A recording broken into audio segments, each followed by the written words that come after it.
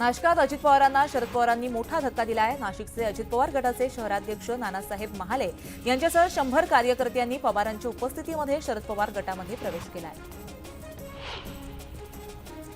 लाडकी बहीण योजनेवरून अंबादास दानवेंनी सरकारवर निशाणा साधलाय। हे घोषणाबाज सरकार असून निवडणुकीपूर्वी योजना का काढली असा सवाल दानवेंनी केलाय। लाडक्या बहिणीविरोधात पत्नीला उभं करणाऱ्यांनी योजनेबद्दल बोलू नये असं सुद्धा दानवेंनी म्हणत अजित पवारांवर टीका केली आहे। लोकसभा निवडणुकीनंतर शरद पवार पक्षामध्ये येण्यासाठी नेत्यांची रांग लागली आहे असा दावा अनिल देशमुखांनी केलाय। राष्ट्रवादी अजित पवार गटातले बरेच आमदार शरद पवार गटाच्या संपर्कात असून त्यांच्याबद्दल वरिष्ठ नेते निर्णय घेतील असं अनिल देशमुखांनी म्हटलंय। मनोज जरांगे पाटील यांच्या उपस्थितीमध्ये काल हिंगोलीत जनजागृती शांतता रॅली पार पडली। जरांगे हिंगोलीच्या येहळेगाव सोळंके इथं पोहोचताच मराठा समाजाच्या बांधवांनी त्यांचं जल्लोषात स्वागत केलं। फटाक्यांची आतिषबाजी करत मनोज जरांगे पाटील यांच्या वाहनांवरती जेसीबीच्या सहाय्यानं फुलांचा वर्षाव केला। मुख्यमंत्री लाडकी बहीण योजनेसाठी वरळीमध्ये शिवसेनेच्या उपविभाग प्रमुख रेणुका तांबे यांच्या वतीनं एका सहाय्यता केंद्र सुरू करण्यात आलंय। महिलांना या योजनेसाठी लागणारे सर्व कागदपत्र जमा करण्यास तसंच फॉर्म भरून देण्यास सहायता केंद्र जे आहे ते मदत करणारे या केंद्रावरती महिलांची प्रचंड गर्दी पाहायला मिळते। नवी मुंबईत मुसळधार पावसाची धुवाधार बॅटिंग पाहायला मिळते। पावसामुळे अनेक सखल भागांमध्ये पाणी साचायला सुरुवात झाली आहे। त्यामुळे नागरिकांनी सुरक्षित राहण्याचं आवाहन पालिकेकडून करण्यात येत आहे।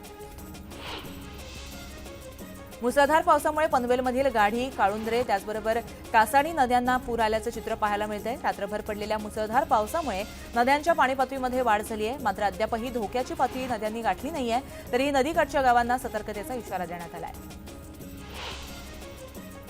सिंधुदुर्ग जिल्ह्याच्या बहुतांश भागामध्ये मुसळधार पाऊस कोसळतोय। यामुळे माणगाव शिवापूरला जोडणाऱ्या अंबेरी पुलावर पाणीच पाणी साचलंय।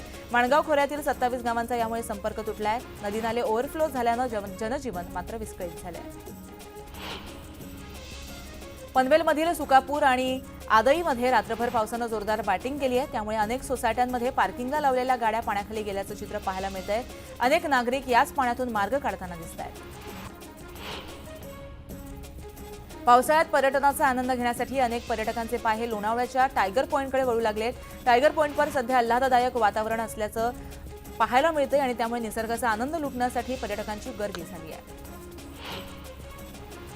रत्नागिरी जिल्ह्यामध्ये मध्यरात्रीपासून पावसाचा जोर वाढलाय। संगमेश्वर तालुक्यातील गड नदीच्या पाणी पातळीत वाढ झाली आहे। त्यामुळे बाजारपेठेतील काही दुकानांमध्ये पाणी शिरलंय। त्यामुळे दुकानदारांचं मोठं नुकसान झालंय। रत्नागिरीमध्ये 2 दिवसापूर्वी गायीच्या वासराचं कापलेलं शीर रस्त्यावरती टाकण्यात आलं होतं। या घटनेनंतर परिसरामध्ये तणावाचं वातावरण निर्माण झालं। मात्र पोलिसांनी आरोपीला अटक न केल्यानं आज गोरक्षक संघटनेकडून विराट मोर्चा काढण्यात येणार आहे। शहापूरमध्ये पहाटेपासून पाऊस बरसतोय। सतत पडणाऱ्या पावसामुळे शहापूरच्या भारंगी नदीला पूर आलाय। नदीचं पाणी अनेक नागरिकांच्या शहरामध्ये आणि गावामध्ये शिरल्यामुळे नागरिकांची मोठी तारांबळ उडाली आहे। शहापूरमधील ताडोबा परिसर आणि गुजराती नगरामध्ये भारंगी नदीचं पाणी घुसल्यामुळे 5 ते 6 फ्लोर गाड्या ज्या आहेत त्या पाण्याखाली गेल्या आहेत। त्यामुळे नागरिकांचं प्रचंड नुकसान झालंय। शहापूरमध्ये सतत पडणाऱ्या पावसामुळे पूरपरिस्थिती निर्माण झाली आहे। वाशिंद परिसरात असलेल्या भातसा नदीच्या कडेला असलेल्या सृष्टी फार्म हाऊसमध्ये 150 जण अडकल्याचं समोर आलंय। एनडीआरएफच्या टीमकडून सध्या रेस्क्यू ऑपरेशन सुरू आहे। शहरातील मुसळधार पावसामुळे खडवली परिसरामध्ये पुराचं पाणी शिरलंय। भातसा नदीच्या पुलावरून पाणी गेल्यामुळे अनेक घरांमध्ये पुराचं पाणी शिरलंय। त्यामुळे मोठ्या प्रमाणात नुकसान झालंय। अनेकांचे संसार हे पाण्यात वाहून गेलेत। शहापूर तालुक्यामध्ये रात्री ढगफुटी सदृश्य पाऊस झाला। मुसळधार पावसामुळे भातसा नदी ही दुथडी भरून वाहतेय। घरांमध्ये पाणी शिरल्यामुळे शहापूरमधील नागरिक आक्रमक झाले असून स्थानिकांनी रस्ता रोको केलाय। शहापूर आसनगाव मार्ग अडवत स्थानिकांनी भारंगी नदीवरील भिंत आणि घाट तोडण्याची मागणी केली आहे। बदलापूर शहर, कल्याण तालुका आणि उल्हासनगरातून वाहणाऱ्या उल्हास नदीच्या पाणी पातळीमध्ये मोठी वाढ नोंदवण्यात आली आहे। असाच पाऊस सुरू राहिल्यास झपाट्यानं पाणी पातळी वाढण्याची शक्यता व्यक्त होतीये। पालघर जिल्ह्याला मुसळधार पावसानं झोडपलंय। वाडा परिसरातील मुसळधार पावसामुळे अनेक सखल भागांमध्ये पाणी साचलंय, तर वैतरणा नदीच्या उपनद्यांना पूर आल्यानं काही गावांचा मुख्य बाजारपेठांशी संपर्क तुटलाय।